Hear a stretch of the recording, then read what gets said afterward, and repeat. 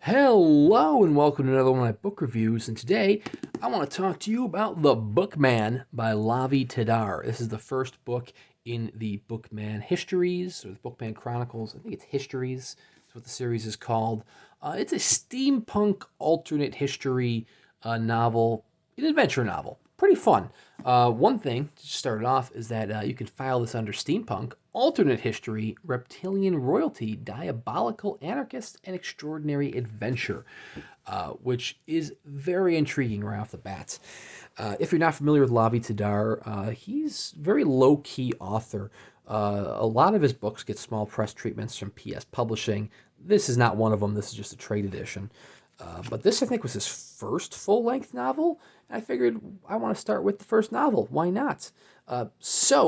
Yes, right off the bat, it is a fascinating steampunk world. It takes place in 19th century Victorian England. Queen Victoria herself is a character. Oh, she's mentioned in here. And if you ever thought, man, wonder if the royal family is a bunch of lizards, well, they literally are in the Bookman. Yes, so in this alternate history, Amerigo Vespucci stumbled upon Caliban's Island, which is, of course, reference to Shakespeare. There's a ton of references in the Bookman here. And on Caliban's Island, he awoke a race of lizards, les lizards, who have since kind of taken over power in the world. And the world is just absolutely littered with tons of references and literary allusions. One thing you will notice here as I'm flipping through it, each chapter does actually start off with a nice little quote, whether it be from a historical piece, a quote from a work of fiction, a quote from The Tempest by Shakespeare. There's all sorts of quotes to start off the chapters. And Lavie Tidhar really knows his stuff. The man is clearly very well read, and he wants to share those references and allusions with you, whether you understand them or not. I mean, I'm an English major, and I understood a lot of the references, but even I didn't understand everything. To put it simply, The Bookman reminds me of the album cover for Sergeant Pepper's Lonely Hearts Club Band. You know how it's just this huge montage of all these different characters? That's kind of what the Bookman is. So the plot involves the titular Bookman, who is a terrorist, planting and hiding bombs within books, much like this one. And, well, one of those books kills the girlfriend of the main character, an orphan, who goes by the name of Orphan. Not a very original name, but it is what it is. He has recently lost his girlfriend to a Bookman explosion, and he's also lost kind of like a father figure friend in the form of Gilgamesh. So he's just feeling a ton of loss when he's approached by a shadowy figure saying, hey, there's actually a way to kind of bring your girlfriend back from the dead if you go on this quest. And so the Bookman is the story of that quest. It's a story of Orphan kind of going chapter from chapter, adventure to adventure, to try to bring back his life, the love of his life, Lucy. That is actually kind of one of my main concerns with the novel, was that Orphan himself is kind of a boring character. He's a very reactive character. I mean, he does make some decisions for himself in the novel, but prominently, he just kind of goes with the flow. Like, he's always reacting to something else happening. He's just kind of your vessel into the world. I mean, the world is phenomenal. I think this is probably one of my favorite world-building novels I've read in a while. It almost kind of reminded me of Kate Elliott. Like, I read a couple Kate Elliott novellas, and I loved her world building. Lavie Tidhar is just building the hell out of the world. His dialogue is great. You can see here, just lots and lots of dialogue. You might get whiplash at times. Some of the dialogue kind of it's untraditional. You might have one character start a paragraph, and then you'll have another character finish the paragraph, which is, it's a little untraditional for a novel structure. Usually, new character, you're going to start a new paragraph. It doesn't happen every time, but, it happens occasion. But the world building is superb. I really want to dive more into the world, and thankfully, that's what the novel gives you. Lots and lots of world building. There's lots of literary allusions, lots of literary references. A lot of characters exist within the realm of the Bookman, which are from other works. Think Irene Adler and Mycroft Holmes, both from Sherlock fame. Even Moriarty, who became prime minister, he's a real person in this novel. He became prime minister. Like all these literary characters exist in the world. Lord Byron is an automaton, so there's I don't want to say a race because automatons are machines, but think like fully working automatons wandering around wishing for their own independence, and that's just the kind of world you're living in. And there's so much world building that one of the other problems is that it slightly detracts from the story itself. Which, I mean, it's great for the world building, maybe not so great for the story. I mean, the story was entertaining, but I mean, it is very much your run of the mill, almost episodic in a way. This would make a great series, just because like each chapter, every two chapters, really is almost its own episode of like what is going to happen on Orphan's adventure. Who is he going to run into? Who is he going to encounter? And it's crazy. I mean, it kind of reminded me.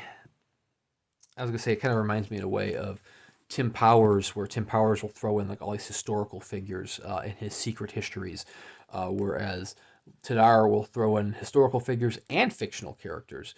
Jules Verne is a character. I mean, it's that being said, the characters aren't necessarily the same as their literary counterparts. I mean, yes, Sherlock Holmes is detective-ish here, but not every character, like Gilgamesh, his friend, isn't necessarily the Gilgamesh from the Epic of Gilgamesh. He's gone on some epic adventures, absolutely, but it's not the same Gilgamesh. It's kind of taking these characters at face value. But it's almost like a world that could have been if you it blurs the lines between these literary characters and the real world. One of the automatons he talks to mentions talking. Oh, that's actually right there. The Turk, which is the automaton, actually talks about. It's actually in this chapter, I believe, that I happen to open to. He stumbled upon a man, Napoleon. He stumbled upon Napoleon, and it wasn't the Napoleon that could have been. This Napoleon didn't become a dictator. He didn't become an emperor. He was content, being being a foot soldier, and you know, tending to his gardens. And it's like, oh, that's kind of fascinating. It's almost like an alternate universe in a way. One thing I will say is the references, when you do get them, are fascinating as all hell. Even if it's just a name drop, I've never expected in all my years of reading to stumble upon a paragraph that would reference Princess Irulan from Dune, Kilgore Trout from Kurt Vonnegut's novels, and William Ashbless from James Blaylock and Tim Powers' novels, but all three of them are authors and poets within the realm of the Bookman, and they're all literally referenced in the same paragraph as orphans looking over a bookshelf. But like I said, I mean, there's so much world building, and you can tell that Lavie Tidhar just wanted to make a novel that was fun to read. I mean, he's not necessarily going for a classic in terms of originality. He's kind of taking his inspiration from all the classics around him, putting him into a blender, blending them together, and just pouring, and then just, then seasoning up that with references like he's adding salt, which is probably the weirdest analogy one can give. Like, is it a fun adventure? Yes, it's a very fun adventure. It almost reads like a Jules Verne adventure, and I think that's very much some of the inspiration he was going for. It makes me want to go on and read the second book, which is actually the reason I bought this one. I purchased the second book in the series without realizing that it was book two. I purchased it from PS Publishing, from Pete's Bookstore. And then when I was looking it up online, I'm like, oh, it's book two. I should read book one. And let me tell you, I'm not mad or disappointed that I bought book one. It's a fun read. I mean, like I say, it's not going to be everyone's cup of tea, just because there are a ton of literary allusions and ton of references to the point where it might even be exhausting for some readers. Or, if you're not getting any of the references, you're probably not going to have a good time. But I mean, the journey itself is still fun, even if Orphan might not be the best character. I mean, he takes you through the underbelly of society. He takes you to where Lizards are from. He takes you over the seas. There's some pirates in the novel. There's adventure. There's murder. There's automatons. There's an entire chapter where which is an exposition dump over a chess game, and I still found it entertaining. Uh, yeah, I mean, the book, man, it was a fun read. So, unfortunately, I don't know if it's still in print.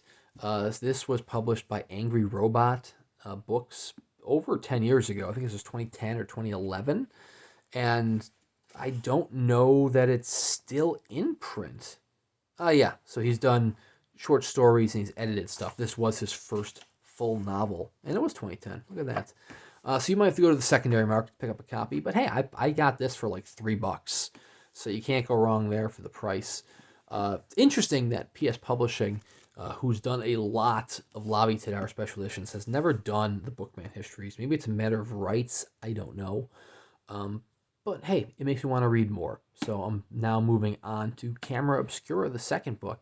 I'm going to read that. I'm going to do a book review for that. So if you want to see the book review for that, please consider liking and subscribing. I do at least one book review a week. Plenty of unboxing videos to hold you over in between those. Thank you very much for watching, and we'll see you around next time.